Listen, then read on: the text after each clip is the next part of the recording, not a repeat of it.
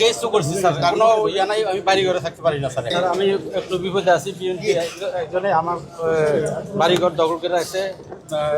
ভোলা 2 আসনের আগের এমপি ছিল হাফিজ সাহেব, ওনার ক্ষমতা দেখাইয়া আমাকে মারার প্ল্যান করেছে এবং আমি থানায় জিডি করছি, আমাকে মারা ফেলাইব, আমাকে এবং আমার বলা।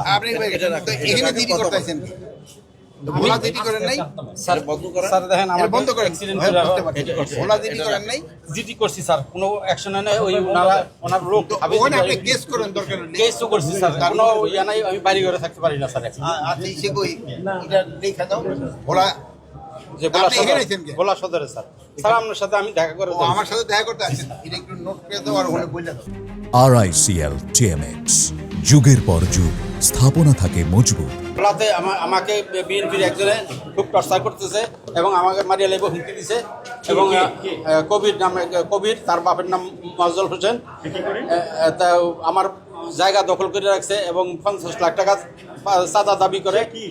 সে কিছুই না, একজন বিএনপির লোক। সে হাফিজ সাহেবের সংসদ সদস্য, ভোলা 2 আসনের হাফিজ সাহেবের ক্ষমতা দেখাইয়া খুব টর্চার করতে যায় এবং হাফিজ সাহেবকে আমি জানাইছি। জানানোর পরে হাফিজ সাহেব 2 বার আশ্বাস দিচ্ছে এবং আমার কোনো বিচার হয়নি এবং আমি থানায় গেছি। আর্মির সমিতির রিটায়ার্ড পারসন, আর্মির 7-8 জন নিয়ে। তারপরে আমাকে সেখান থেকে বিএনপির এক নেতা লিটন সাহেব আমাকে নিয়ে আসছে, বলছে আমরা বিচার করে দেবো, কিন্তু আমাকে থানায় আর ইয়ে করতে দেয় না। কিন্তু আমি এর আগেও জিডি করছি, আমাকে মারা ফেলাইবে এবং আমার কাছে ছবি আছে। আমার নাম মোহাম্মদ সেলিম, ভোলা দরগা রোড, ওয়েস্টার্ন পাড়া। আমার ছবি আছে। আমাকে মোটরসাইকেল দিয়ে ধাক্কা দিয়ে আমাকে মারিয়া ফেলাই। আমার কাগজপত্র আছে, সব আছে, সব আছে এবং আমার কাছে ছবি আছে। আমাকে মারিয়া ফেলাইব, হুমকি বহুত কিছু দিছে। কেন আপনাকে মেরে ফেলবে কেন?